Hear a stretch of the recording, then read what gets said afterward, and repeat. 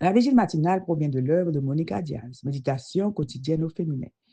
La méditation de ce matin, aujourd'hui, 20 août 2024, est tirée de Romains 12, verset 18. S'il est possible, autant que cela dépend de vous, soyez en paix avec tous les hommes. Ce qui dépend de vous, page 241. Dans Romains 12, verset 18, l'apôtre Paul écrit, « S'il est possible, autant que cela dépend de vous, soyez en paix avec tous les hommes. » Comme vous le voyez, il laisse une porte ouverte à cette réalité. Parfois, il n'est pas en notre pouvoir de s'entendre avec tout le monde. Pour commencer, tous les êtres humains ne comprennent pas notre manière de la paix. Et c'est logique. Pensez, par exemple, à un enfant pour qui le fait qu'un adulte le regarde dans les yeux signifie que l'adulte l'aime, alors que pour un autre enfant, cela peut signifier que l'adulte est sur le point de le gronder ou de le frapper.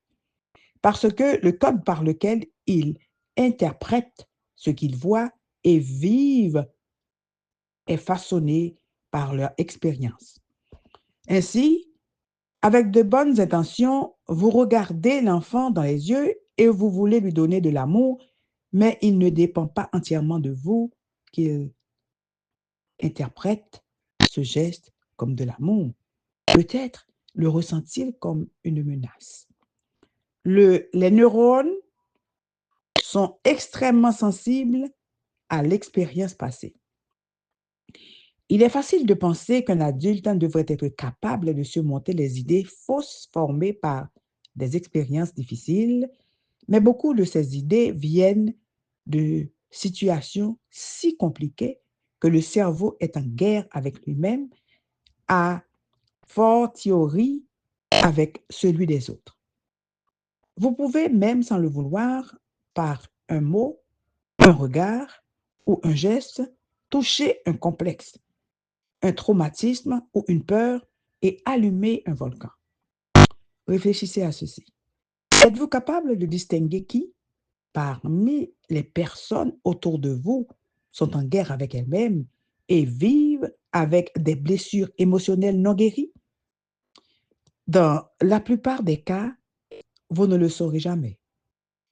Elles ne vous le diront pas parce qu'elles ne font pas assez confiance à quiconque pour s'ouvrir autant.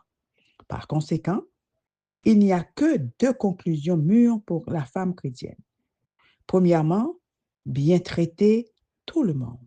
Deuxièmement, ne pas prendre les réactions des autres personnellement, de sorte que nous ne soyons pas privés de notre paix par des questions qui, en réalité, n'ont rien à voir avec nous.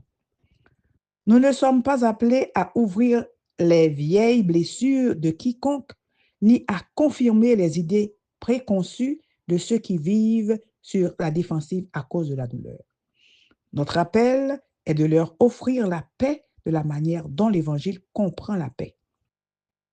Notre appel est de prier sans cesse pour qu'avec le temps et la confiance, ces personnes comprennent notre langue et nous permettent de leur parler du Christ.